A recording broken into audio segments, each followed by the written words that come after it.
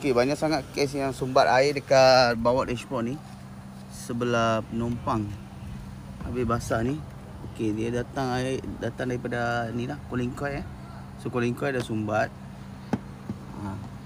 Apabila cooling coil sumbat, air tu tak boleh keluar kat drain pipe ni ni drain pipe ni. So korang tengok pipe ni dia akan keluar kat bawah, dekat luar ni. So boleh try tembak angin. Okey, saya tunjuk macam mana korang nak tembak angin dia punya pipe air. Okey, kat bawah yang pipe air hitam tu tengok. Okey, kita tembak angin tengok. Okey, nampak itu dia. Nampak banyak. Okey, abang boleh tengok air dia. Tu tengok. Habis banjir. Sumbat air bang Sumbat air bang. Sumbat air So sekarang ni saya buat tembak angin ni. Abang cuba dulu. Kalau dah okey pakai je lah. Sebab dia sumbat air, pipe air tu dia sumbat lah. Bila ada sejuk, aircon sejuk, dia akan keluar drain pipe kat situ. Dia sumbat. So yang ni kita boleh try cuba ni dulu, tembak angin.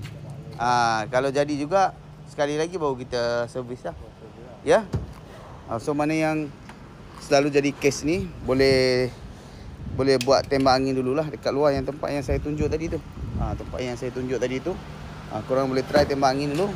Bila dah ini dah habis dah. Tengok tinggal sikit je. Kat sini bang. Yang pipe air hitam. Tembak tu. Tembak tu. So itu sahaja tips. Yang ni no need pay Free checking, free tembak angin, tak perlu bayar. Okey. Terima kasih. Assalamualaikum.